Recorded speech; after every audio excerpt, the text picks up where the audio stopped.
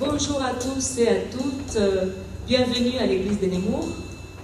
Et nous vous invitons à chanter avec nous ces chants qui dit j'entre dans les saints des saints, j'entre par les sangs de l'agneau. Vous pouvez chanter avec nous.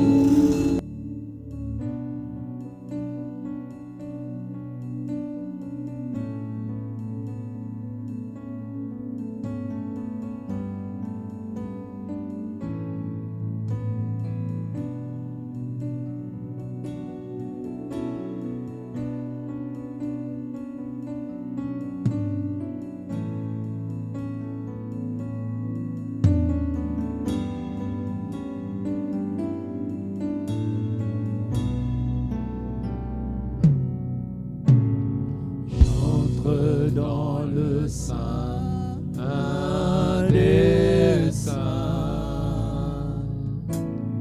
j'entre par le sang de l'agneau, j'entre pour t'adorer toi seul, j'entre pour t'honorer Jésus,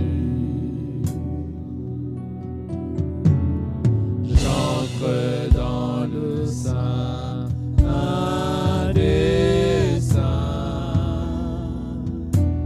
j'entre par le sang de l'agneau, j'entre pour t'adorer toi seul,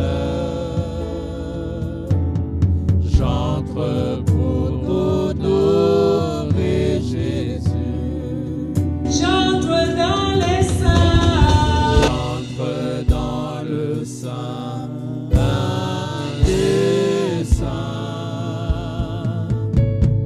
j'entre par le sang de l'agneau,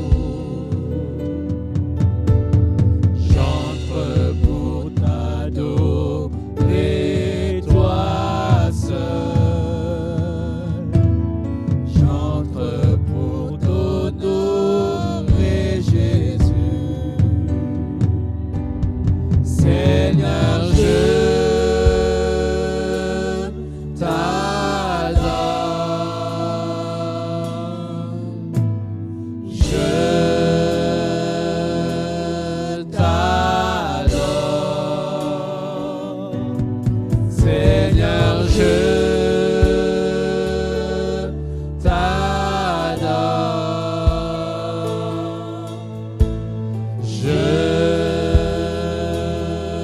t'adore, Seigneur, je t'adore, oui, je t'adore, car ton nom est très saint,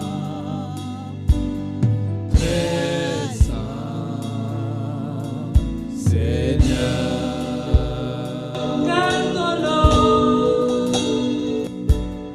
Car ton nom est très saint,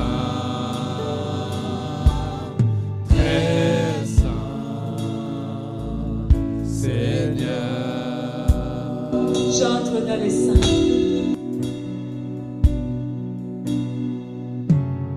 J'entre dans le sein des saints, j'entre par le sang de l'agneau, j'entre pour t'adorer toi seul, j'entre pour t'honorer Jésus, Seigneur, je t'adore, je t'adore, Seigneur, je t'adore.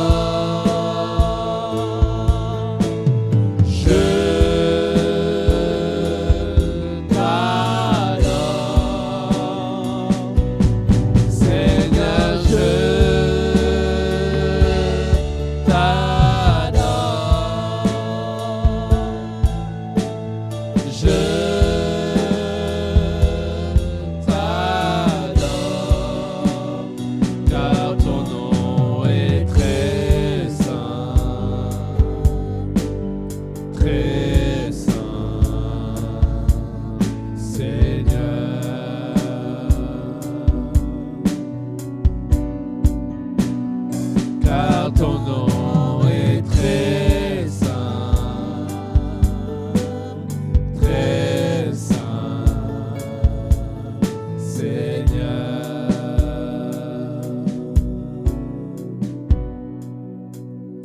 Car ton nom est très saint, très saint, Seigneur.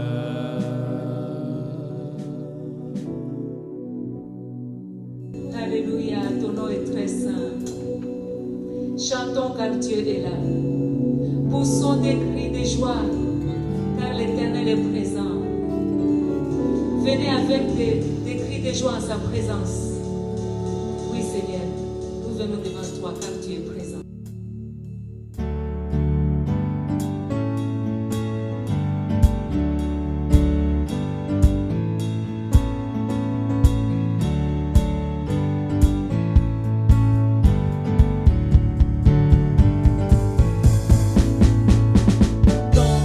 Car Dieu est là,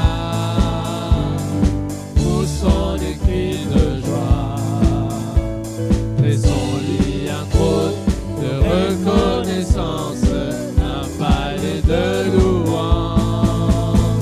Chantons le roi des rois,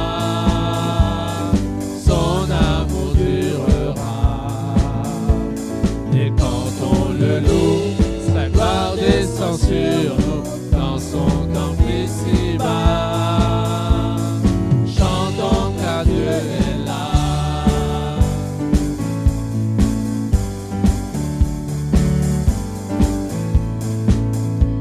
Jésus demeure au milieu de son peuple quand il vient le louer. Jésus demeure au milieu de son peuple quand il vient l'adorer. Chantons car Dieu est là, poussons des cris de joie, laissons-lui un trône de reconnaissance, un palais de louange. Chantons le roi des rois, son amour durera, et quand on le loue, sa gloire descend sur nous dans son temple ici-bas. Chantons car Dieu est là.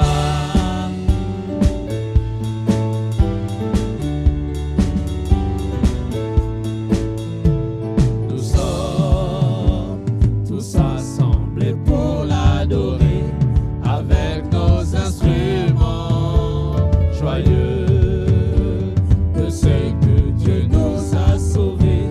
Faisons monter nos chants, chantons car Dieu est là, poussons des cris de joie, laissons-lui un trône de reconnaissance, un palais de louange. Chantons le roi des rois, son amour durera, et quand on le loue, sa gloire descend sur nous dans son temple ici-bas. Chantons quand Dieu est là.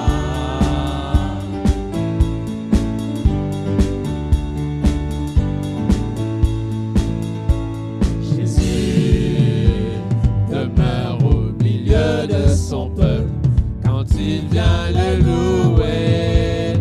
Jésus demeure au milieu de son peuple quand il vient l'adorer. Chantons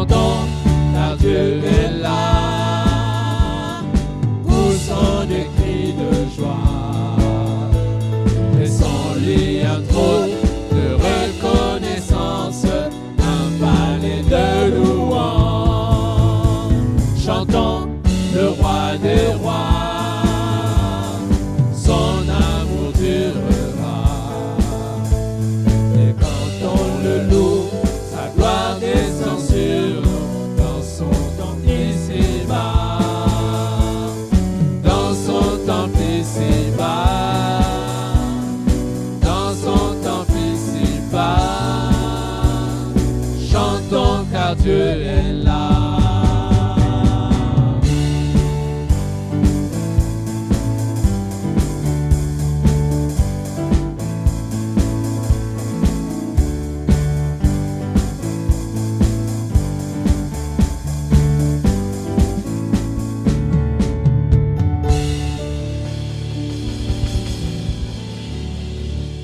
Parce que tu es présent au milieu de nous. C'est pour cela que nous chantons. Nous voulons dire, mais voici, à genoux devant toi.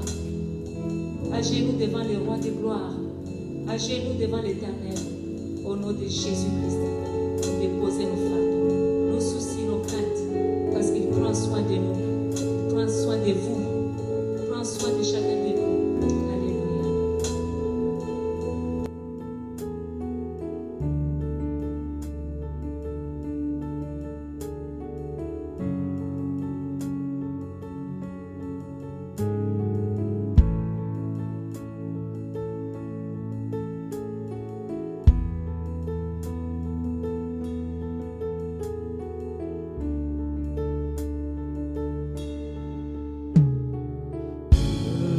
Voici à genoux devant toi, j'abandonne tout, j'abandonne tout. Mon seul désir, alors que tu m'attires, c'est d'être avec toi, d'être avec toi. Je m'abandonne, je m'abandonne, je veux te connaître plus, je veux te connaître plus, je m'abandonne, je m'abandonne, je veux te connaître plus, je veux te connaître plus.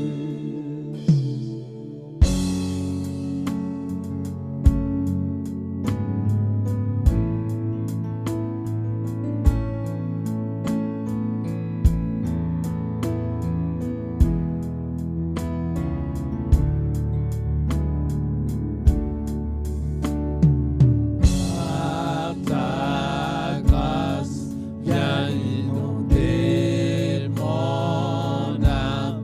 J'ai besoin de toi. J'ai besoin de toi.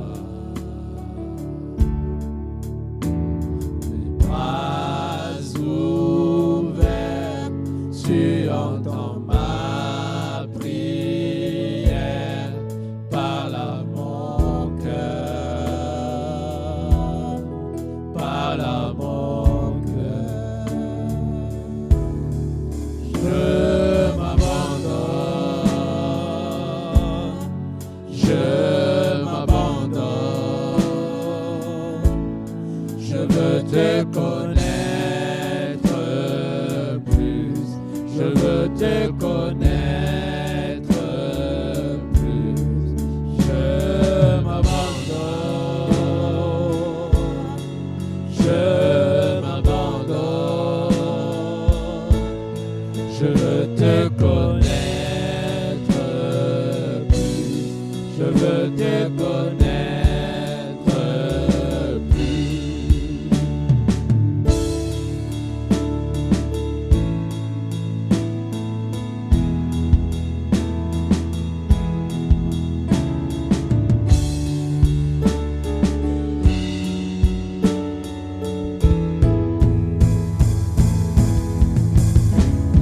Un vent puissant souffle maintenant.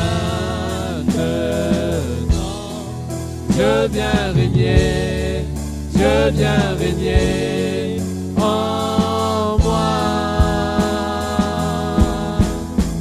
Tel un ouragan, réveille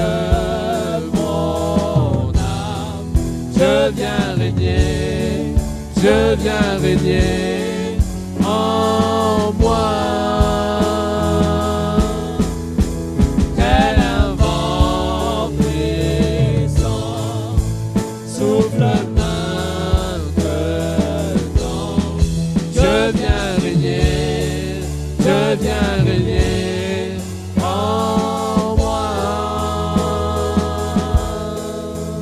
Tel un ouragan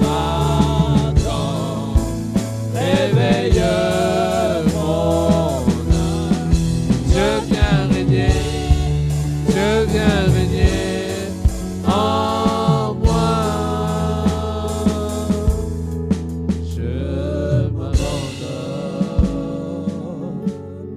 Je m'abandonne. Je veux te connaître plus. Je veux te connaître plus. Je m'abandonne.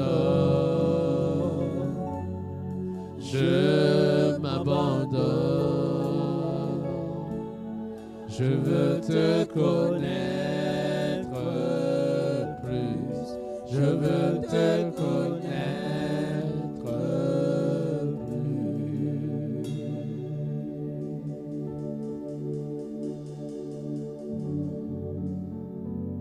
Te connaître plus, Seigneur. C'est mon désir. C'est mon désir de te connaître, toi seul. Toi le vrai Dieu. Toi le Dieu tout-puissant. Toi le Dieu véritable. Merci, Seigneur. Bonjour bien-aimés, chers frères et sœurs, chers amis et tous ceux qui sont connectés sur notre chaîne YouTube ADD Nemours ce matin. J'espère que vous allez bien et que vous avez passé un bon moment dans la présence de Dieu en écoutant ces chants de louange et d'adoration à la gloire de son nom. Merci au groupe de louanges qui nous ont conduits dans ces chants, soyez bénis.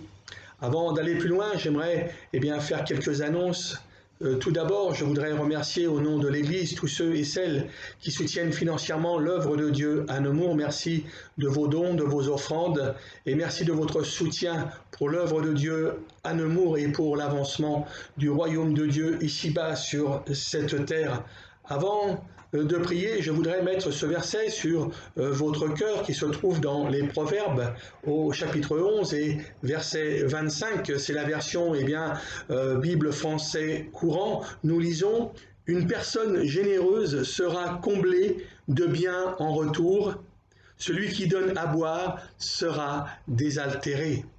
Donner fait du bien à celui qui reçoit et également à celui qui donne. » Alors, méditons encore dans la parole de Dieu, dans ce merveilleux trésor, car je crois qu'il y a encore des perles précieuses pour chacun d'entre vous, pour votre vie spirituelle. Alors prions maintenant. Seigneur, merci pour ces offrandes, merci pour ces dons, pour ces libéralités, merci Seigneur pour tous ceux et celles, Seigneur, qui soutiennent financièrement l'œuvre de Dieu à Nemours. Merci de leur générosité. Je veux te prier également pour celui et celle qui est à la recherche d'un travail, Seigneur, afin qu'il puisse aussi t'apporter ses offrandes pour être désaltéré. Merci de bénir celui et celle qui ont la charge d'administrer ces offrandes. Accorde-leur ta sagesse pour mener à bien cette mission. Au nom de ton Fils Jésus-Christ, Père. Amen. Je vous donne rendez-vous mercredi 12 août à 20h pour notre réunion de prière par Zoom en visioconférence. Nous n'oublierons pas de vous envoyer le lien pour que vous puissiez vous connecter. Pour la communion fraternelle, continuons à manifester notre amour les uns pour les autres, continuons à nous appeler, à prier les uns pour les autres. Et il y a tellement de besoins dans notre Église et autour de nous. Voilà, nous ne sommes pas à court de sujets de prière, mais comme nous dit la parole de Dieu, persévérons dans la prière et croyons que Dieu va intervenir. Voilà, sans plus attendre, nous allons écouter la prédication de la parole de Dieu qui va nous être apportée par le pasteur Benjamin Lamotte. Le thème, un été pas comme prévu. Je vous souhaite une bonne écoute, que Dieu vous bénisse et un bon dimanche. Merci Dominique pour l'invitation. Toutes mes chaleureuses salutations à l'église de Nemours et puis à tous ceux qui regardent ce culte également. Soyez vraiment bénis. Aujourd'hui, on va aborder ce titre, un été pas comme prévu. Voilà, on est dans l'été et c'est vrai que de toute manière, dans son ensemble, notre été ne sera pas comme prévu. La crise du coronavirus a balayé les projets de pays étrangers, de plages bleues, de sable fin peut-être. Peut-être que vous avez annulé aussi certaines choses parce que vous ne souhaitez plus bouger et on peut le comprendre avec tout ce qui se passe. Cela nous ramène au fait que nous sommes des êtres humains qui vivons au rythme d'éléments qui nous dépassent, que nous ne maîtrisons pas. Le temps, la maladie, les cataclysmes, etc. Et que Dieu, lui, il maîtrise. Il maîtrise toutes choses et tout ne se passe pas toujours comme prévu de notre côté, dans notre vie. Ne l'oublions pas. C'est cela dont nous allons parler quelques instants ensemble aujourd'hui. Et pour cela, nous allons lire dans Chroniques, chapitre 28, versets 1er à 10. C'est le premier texte que nous allons étudier. Chroniques, j'espère que vous avez votre Bible avec vous. Vous pouvez vraiment la prendre pour suivre la lecture, c'est important. Là, je la lirai dans la version Semeur. Et donc, au verset 28, verset 1er, il nous est dit « David rassembla à Jérusalem tous les chefs d'Israël, les chefs des tribus, les chefs des divisions au service du roi, les commandants des milliers et des centaines, les administrateurs des biens et du cheptel du roi, et de ses fils, les hauts fonctionnaires du palais royal, les guerriers et tous les hommes de valeur. » Le roi David se mit debout et leur fit ce discours. « Mes frères et mon peuple, écoutez-moi. J'avais à cœur de bâtir un temple pour y faire reposer le coffre de l'alliance de l'Éternel et le marchepied de notre Dieu. J'ai fait des préparatifs en vue de la construction, mais Dieu m'a dit, « Ce n'est pas toi qui bâtiras un temple en mon honneur, car tu es un homme de guerre et tu as fait couler le sang. L'Éternel, le Dieu d'Israël, m'a choisi dans ma famille pour être roi d'Israël et pour inaugurer une dynastie éternelle. En effet, c'est la tribu de Juda qu'il a choisi pour conduire les autres. Dans cette tribu, il a choisi ma famille et parmi tous mes frères, c'est moi qui l'a élu pour me faire régner sur tout Israël. L'Éternel m'a donné beaucoup de fils. Parmi eux tous, il a choisi Salomon pour le faire siéger sur le trône de la royauté de l'Éternel sur Israël. Puis il m'a déclaré, « C'est ton fils, Salomon, qui bâtira mon temple et mes parvis, car je l'ai choisi pour qu'il soit mon fils, et je serai moi-même un père pour lui. Je maintiendrai pour toujours sa royauté s'il met son énergie, comme il le fait aujourd'hui, à obéir à mes commandements et à mes lois. Maintenant, en présence de tout Israël, de l'assemblée de l'Éternel et en présence de notre Dieu qui vous entend, je vous conjure d'obéir à tous les commandements de l'Éternel votre Dieu et de chercher à les connaître. Alors vous posséderez ce beau pays et vous le transmettrez en héritage à vos descendants à perpétuité. Quant à toi, Salomon, mon fils, apprends à bien connaître le Dieu de ton père et adore-le d'un cœur sans partage et d'un esprit bien disposé, car l'Éternel regarde au fond des cœurs et il discerne toutes les intentions. Si tu t'attaches à lui, il interviendra en ta faveur, mais si tu te détournes de lui, il te rejettera pour toujours. Considère maintenant que l'Éternel t'a choisi pour construire un édifice qui serve de sanctuaire. Prends courage et au travail. » Je voudrais vous inviter au travers de ces réflexions à considérer un été qui n'est pas peut-être comme prévu, avec des vacances comme vous avez l'habitude d'avoir peut-être, ou de partir et de prendre du repos et parfois même de ne plus aller à l'église pendant ces temps-là, mais de considérer un été où vous pouvez avoir toute une lettre de mission de la part de Dieu pour être utilisé par lui en tant qu'enfant de Dieu. Et comme termine ce texte, vous dire prends courage et au travail. Que chaque chrétien, on puisse s'encourager et dire prends courage mon frère, ma sœur, et au travail. On a du travail pendant tout cet été. Peut-on tout prévoir? C'est la première question que nous allons aborder. Doit-on et peut-on tout prévoir dans nos vies? Beaucoup de chrétiens se retrouvent dans la situation du roi David à devoir finalement aider les autres à vivre leur destinée à leur place. David avait un projet à cœur qui était validé par Dieu, mais il fallait que ce soit Salomon qui le vive et le mette en place, le voit finalement s'accomplir. Il serait alors de bon ton de se poser la question, peut-on finalement prévoir? Car si rien ne se passe comme prévu, cela ne sert à rien de faire des plans, comme on dit sur la comète. La réponse est oui. Il nous faut prévoir un minimum, nous pouvons prévoir et la Bible le conseille. Jésus nous dit de calculer la dépense lorsque nous avons un projet, signe qu'il faut préparer les choses pour ne pas aller et foncer tête baissée et se prendre un mur.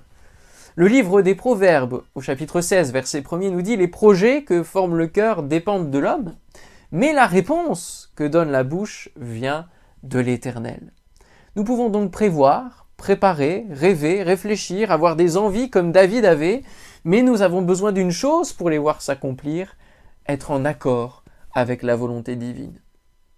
Et même si David ne vivait pas finalement le projet qu'il avait à cœur, il a vécu 1001 autres choses avec le Seigneur et bien d'autres expériences et sa fonction de roi était nécessaire et il a fait bien des choses avec le Seigneur.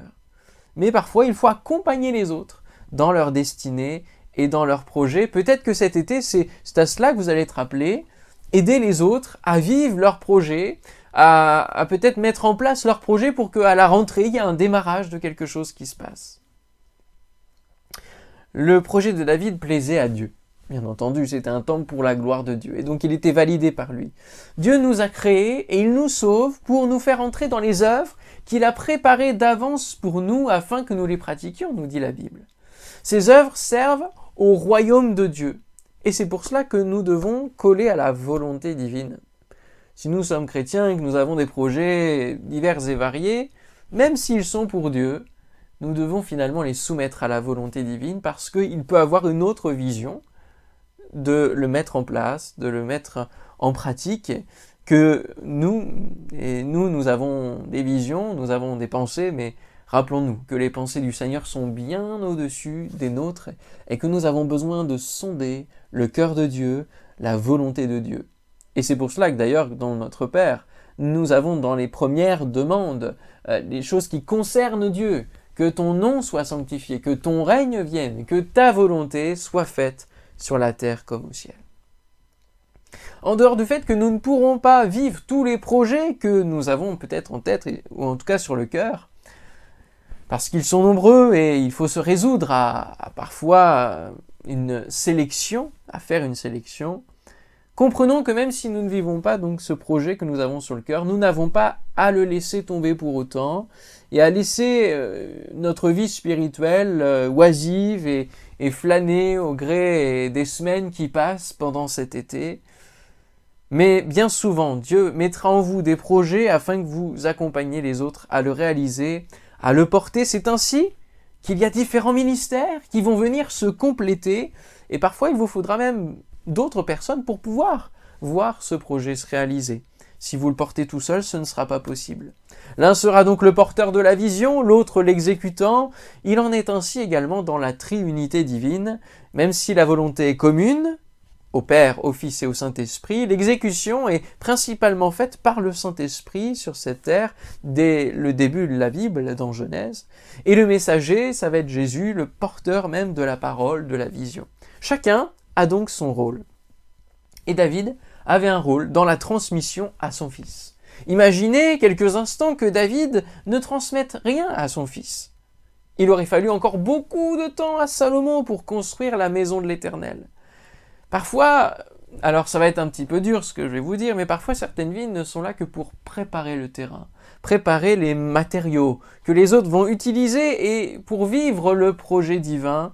Et peut-être que même parfois, il y en a qui vont donc préparer, d'autres qui vont construire, et un troisième va vivre et récolter.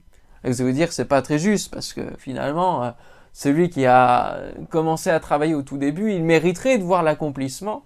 Eh bien, tout à fait.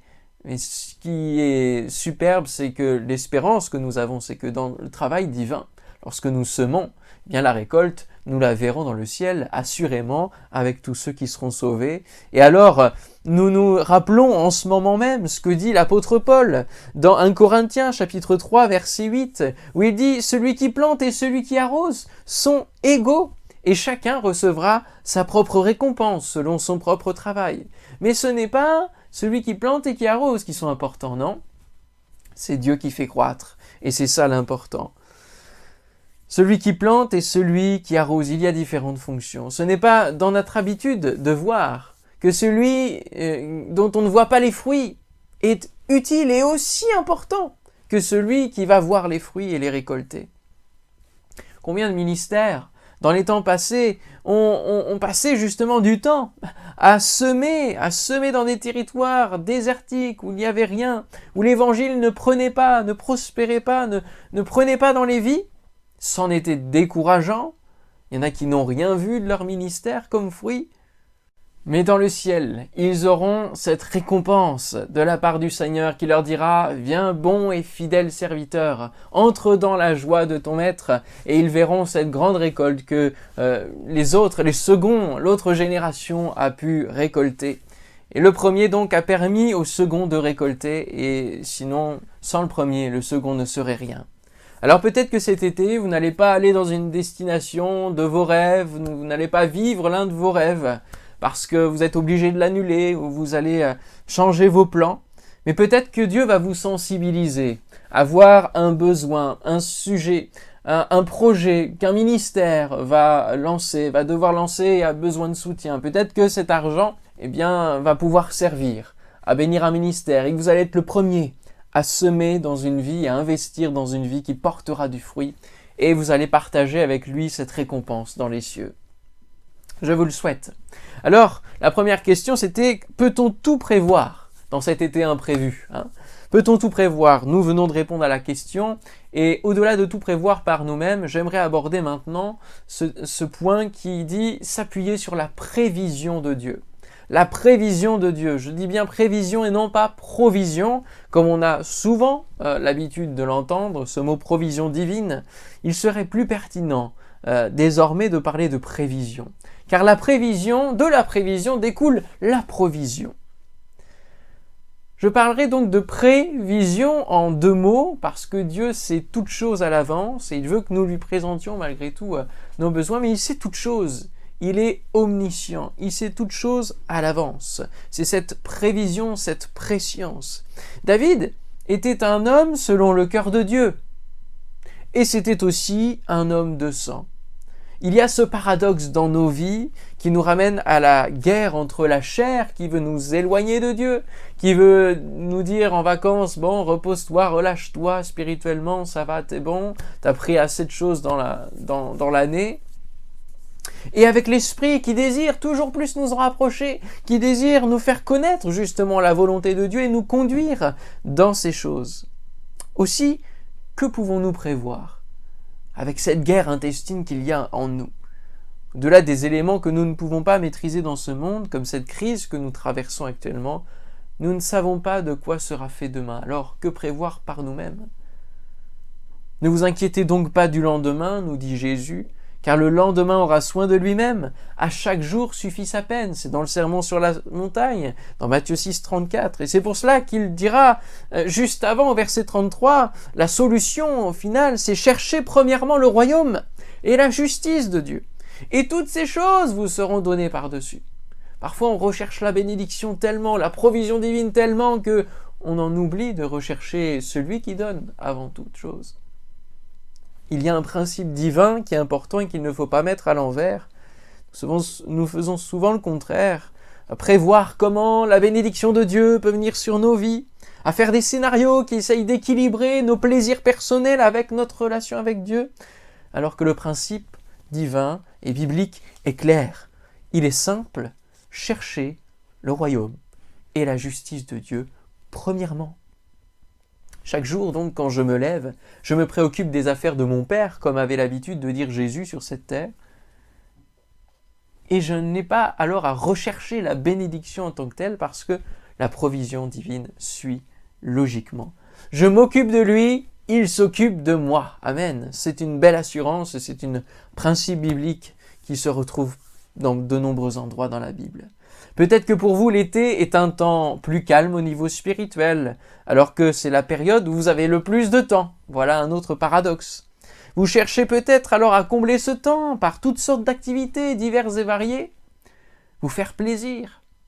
Mais même si ces choses ne sont pas mauvaises en tant que telles, il n'y a pas de péché. Avez-vous en priorité réfléchi à votre relation avec Dieu pendant toutes ces semaines qui vous attendent, pendant les congés dont vous avez le droit?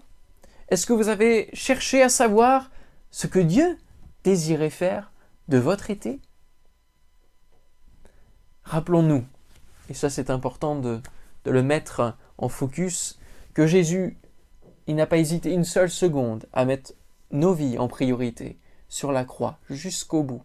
Alors que Satan voulait faire déjouer ce qui était prévu, le plan, le dessein de Dieu, avec la tentation, avec mille et une choses, Jésus est allé jusqu'au bout pour nos vies. Il a payé à la croix pour nous. Combien de temps nous lui consacrons? Combien de temps nous lui consacrons dans cet été pour aller répondre à son appel, pour simplement peut-être se fortifier au travers d'un jeûne et prière, au travers de la prière. Avec les actualités qui sont présentes, nous pressentons que la rentrée va être difficile pour beaucoup et que les colères vont montantes. Peut-être serait-il bon de réfléchir et de dire « Seigneur, je vais prendre un temps de jeûne et prière pour que tu me révèles là où je dois être, ce que je dois faire pour répondre à un pays en souffrance, en détresse. » Que ce temps de jeûne et prière soit pour nous, mais aussi pour notre pays, pour savoir là où nous devons être, pour que notre oreille soit attentive à la direction divine, pour être au bon endroit, au bon moment, et à être un disciple de Christ pleinement utile à son maître. Je prie pour que l'Église réponde présente dans les moments les plus durs de notre pays qui vont venir. Que l'Église soit présente alors qu'une vague de suicides va peut-être apparaître. Que nous soyons là avant que les uns et les autres se donnent la mort. Peut-être y a-t-il déjà, actuellement, des besoins dans votre ville pour lesquels vous pouvez répondre présent parce que Dieu vous a donné des talents. Le Seigneur va peut-être vous mettre à cœur une méthode pour annoncer l'Évangile là où vous habitez, quelque chose de particulier. Laissez cet été être inspiré par Dieu. Il n'y a pas de vacances pour la vie spirituelle. Des temps de repos, oui, pour recharger ses batteries, mais ne nous lassons pas de faire le bien et de remplir notre fonction d'ambassadeur et d'évangéliste, comme nous sommes tous appelés à le faire. Avant d'être pasteur, je suis chrétien. Et j'ai cet appel de remplir ma mission d'évangéliste. Quand je m'en vais en vacances, au refuge, c'est pour prêcher, oui, mais je ne peux pas m'en aller sans avoir semé l'évangile dans un village. C'est capital. Tout simplement pourquoi? Parce que Satan, lui, il ne prend pas de vacances, il ne prend pas de repos. Alors on peut prendre ce message comme un message moralisateur qui dit oui, on n'a pas le droit du repos, ce n'est pas ce que je dis, vous l'avez bien compris. Spirituellement, il y a toujours le combat. Et heureusement, les plans de Satan ne se passent pas comme prévu. Et si on prend un autre exemple, Joseph dira à ses frères, vous aviez médité de me faire du mal. Mais Dieu l'a changé en bien, pour accomplir ce qui arrive aujourd'hui, pour sauver la vie à un peuple nombreux. Genèse 50, verset 20. Alors cet été, troisième point, embarqué avec la compagnie Air Saint-Esprit. Le livre des Actes nous raconte comment les 12 disciples qui n'avaient pas prévu de voir Jésus crucifié, bien qu'il leur ait annoncé souvent, qui n'avaient pas prévu que Jésus les quitterait si vite, et qui n'avaient pas du tout prévu ce qu'ils allaient vivre ensuite, ont vécu des expériences extraordinaires et le premier réveil de l'histoire de l'Église. Ils ont pu vivre tout cela grâce à deux choses, la foi et la puissance du Saint-Esprit qui les conduisait dans leur destination. Nous pouvons lire dans Actes chapitre 16, versets 5 à 9, Actes chapitre 16, versets 5 à 9, les églises se fortifiaient dans la foi et augmentaient en nombre de jour en jour. Ayant été empêchés par le Saint-Esprit d'annoncer la parole dans l'Asie, ils traversèrent la Phrygie et le pays de Galatie. Arrivés près de la Mysie, ils se disposaient à entrer en Bithynie, mais l'Esprit de Jésus ne le leur permit pas. Ils franchirent alors la Mysie et descendirent à Troas. Pendant la nuit, Paul eut une vision, un Macédonien lui apparut et lui fit cette prière, « Passe en Macédoine, secours-nous » Je vous entends déjà me dire, c'était les apôtres, ils avaient eu une formation directe avec Jésus-Christ, ils venaient de recevoir la Pentecôte, la première effusion de l'Esprit, ils avaient des ministères dons, et donc ce n'est pas pour moi. Je ne peux pas vivre la même chose, être conduit autant que que les disciples ont pu être conduits, les apôtres, et même Paul, la vision qu'il a reçue, la Macédoine qui a été sauvée. Il y a une conduite de l'esprit qui est là, je ne peux pas vivre ces choses. Laissez-moi vous prouver le contraire en quelques points, tout simple. Il nous est dit que la promesse du Saint-Esprit est pour tous, et en aussi grand nombre que le Seigneur nous appelle, et pour nous, mais aussi pour nos enfants. Nous pouvons vivre ces choses parce qu'il y a d'autres hommes, comme Étienne ou Philippe, qui ne faisaient pas partie des apôtres et qui ont été choisis et transportés et conduits par le Saint-Esprit et ont vécu une vie remplie d'expériences de foi et de surnaturel. Nous pouvons vivre ces mêmes choses et cette même conduite par le Saint-Esprit parce que le mandat de Christ est adressé à tous ses disciples avant de partir et que les conséquences de la prédication de la parole de Dieu et de l'accompagnement de Christ et du Saint-Esprit est réservé à tous ceux qui croient au nom de Jésus-Christ. Si vous croyez au nom de Jésus-Christ, vous pouvez vivre la guérison des malades et l'imposition des malades. Vous pouvez vivre le fait de chasser les démons et toute la liste de Marc 16, 15 à 20. Et enfin, vous pouvez vivre l'accompagnement du Saint-Esprit et un été complètement changé et de foi, parce que ce sont des hommes de la même nature que nous. Ils n'ont rien de plus. Tout comme les héros de la foi, dont le chapitre 11 de l'Épître aux Hébreux nous fait la liste et qui se termine par ces versets, et cela va être ma conclusion. Tout cela, vous pouvez relire ce chapitre merveilleux, Hébreux 11, tout cela, à la foi desquels il a été rendu témoignage, n'ont pas obtenu ce qui leur était promis. Et peut-être que ce qui est prévu, ce qui est promis pour cet été n'aura pas lieu. Mais lisons bien la suite.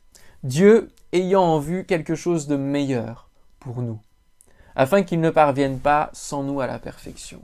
Hébreux 11, 39, 40. Retenons que Dieu a prévu quelque chose de meilleur pour vous cet été. C'est un été imprévu, mais il a prévu quelque chose, lui, de meilleur encore. Meilleur, au-dessus de tout ce que vous pouvez penser, imaginer, Dieu a des choses meilleures. Dieu a préparé d'avance des œuvres afin que vous les pratiquiez. Alors commencez à les chercher dans la prière, à remettre votre été dans les mains de Dieu afin qu'il vous conduise dans des expériences où vous allez vivre le surnaturel et voir un peuple nombreux ensemencé par l'Évangile. C'est ma prière, c'est ce que je vous souhaite et on va prier ensemble dans cet axe. Ô notre Dieu, notre Père, je te bénis, Seigneur, pour ta présence dans nos vies. Et Seigneur, pour ceux aussi qui ne connaissent pas Dieu et qui entendent ce message peut-être un petit peu d'une manière curieuse et qui l'appréhendent, Seigneur, je te prie pour que ton Saint-Esprit vienne maintenant dans nos vies, sur nos cœurs, nous travailler en profondeur, afin de nous amener à la conversion, à la repentance, mais aussi pour tes enfants, à la conduite de ton esprit pour tout cet été. Au-delà des plaisirs personnels, des envies quelconques, Seigneur, donne-nous de comprendre quelle est ta volonté. Donne-nous, Seigneur, de voir en priorité quels sont tes intérêts à toi, quelle est ta stratégie à toi, où tu veux nous mener, dans quelle ville, village tu veux amener ton évangile, la lumière qui va éclairer tous ceux qui se tiennent assis dans les ténèbres et qui sont prisonniers. Donne-nous, Seigneur mon Dieu, de pouvoir être inspirés par toi en toutes choses, au nom de Jésus. Que chacun reçoive le Saint-Esprit maintenant. Je te prie, Père, de baptiser de puissance et de feu au nom de Jésus. Merci, Seigneur, de ce que tu vas faire ton œuvre. Seigneur, tu es le victorieux. Tu as vaincu sur les plans de Satan et tu vas encore vaincre sur les plans de Satan. Et je te prie pour tous ceux qui sont en proie à des épreuves, à des difficultés, qui ont des besoins, Seigneur mon Dieu, que tu puisses les visiter maintenant au nom de Jésus et que tu leur donnes de saisir par la foi, Seigneur, ta victoire. Au nom de Jésus-Christ, que les puissances spirituelles reculent. Oh, merci, Seigneur, de ce que tu vas faire cette œuvre puissante. Donne-nous un été qui n'est pas comme prévu, mais qui est prévu par toi et inspiré par toi. Merci, Père, de fortifier notre relation avec toi et de nous amener à la fin de cet été d'avoir des choses à raconter à la rentrée à nos frères et sœurs, à nos amis, de dire j'ai vécu un été extraordinaire avec mon Seigneur, mon Père et mon Dieu. Amen. Amen. Que le Seigneur vous bénisse et à une prochaine fois avec plaisir dans la parole de Dieu.